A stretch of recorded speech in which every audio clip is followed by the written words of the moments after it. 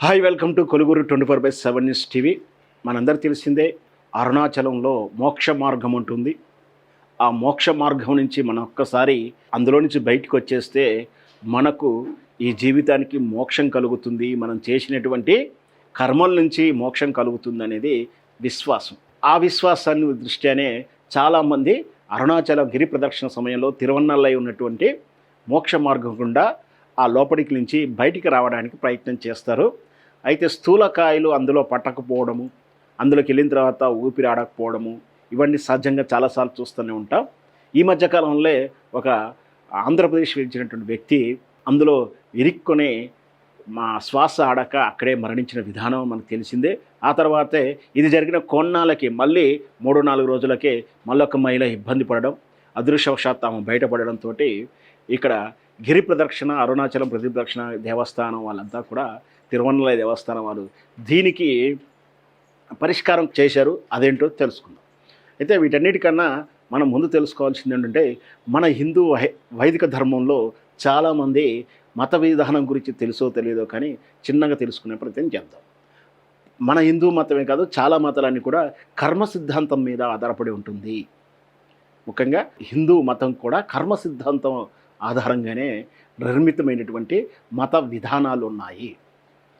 కర్మ సిద్ధాంతం అంటే మనం ఏదైతే చేస్తున్నామో, మనం ఏదైతే పనులు చేస్తున్నామో దానికి తగినటువంటి రిఫ్లెక్షన్స్ ఉంటాయి అనేది ఒక సిద్ధాంతం.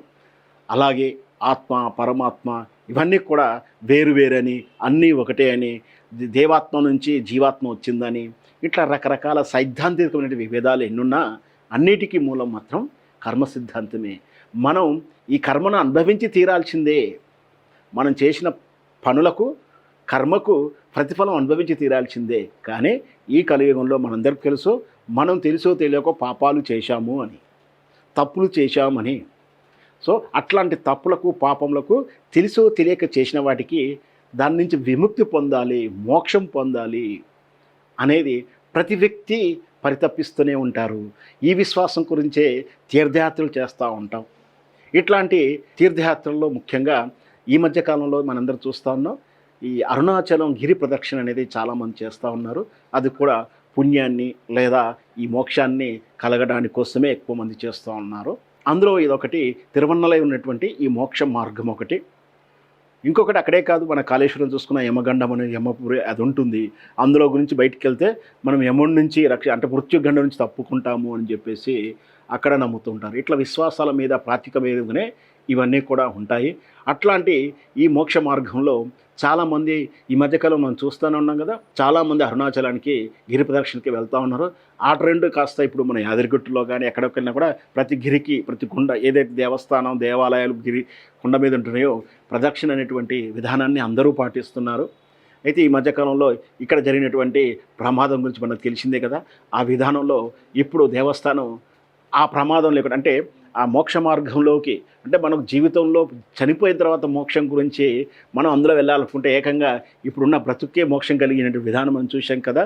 అలా కాకుండా ఉండాలి, మళ్ళీ ప్రమాదం జరగకుండా ఉండాలి అంటే దానికి నివారణ చర్యలు, పరిష్కారం కనిపెట్టింది ఈ దేవస్థానం కమిటీ. అదేందో మనం చూద్దాం. ఏం లేదో అంటే ఇది మోక్ష మార్గంకి వెళ్ళేటువంటి, మోక్ష మార్గంకి వెళ్ళకముందు గ్రిల్ ఏర్పాటు చేసింది. ఆ గ్రిల్లో మోక్ష మార్గానికి ఎంతైతే మెజర్స్తో ఉందో ఆ మెజర్మెంటు ప్రీ టెస్ట్ ఇక్కడ ఉంటుంది అన్నట్టు. మనకు నిజంగా చెప్పాలంటే ప్రీ టెస్ట్ అని చెప్పొచ్చు.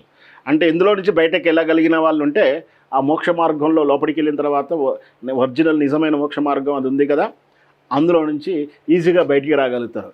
ఇక్కడి నుంచే లోపలికి వెళ్ళలేకపోయారు అంటే వాళ్ళు ఆ మోక్ష మార్గంలోకి వెళ్ళి ఇబ్బంది పడాల్సిన అవసరం ఉండదు. అంటే ముందే ఫిల్టర్ చేస్తున్నారు, ముందే ప్రిపరేషన్ చేస్తున్నారు. ఎవరైతే ఇది దాటుకొని లోపలికి వెళ్ళగలిగితే ఈజీగా లోపలికి వెళ్ళిన తర్వాత మోక్షం అదైతే గుండు ఉందో ఆ గుండులోంచి బయటికి రాగలుగుతారు. లేదంటే ఇబ్బంది పడతారు.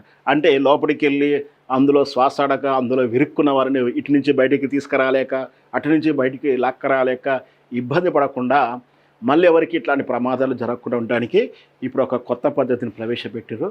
ఇది మనం చాలా బాగుంది, స్వాగతించాల్సిన అవసరం. ఈ యంత్రంలో నుంచి లోపలికి వెళ్తేనే మోక్ష మార్గం నుంచి లోపలికి వెళ్ళడానికి అవుతుంది. యంత్రంలో నుంచి వెళ్ళకపోతే మోక్ష మార్గంలో వెళ్ళడానికి ఉండదు. ఇది కొత్తగా ప్రవేశపెట్టారు.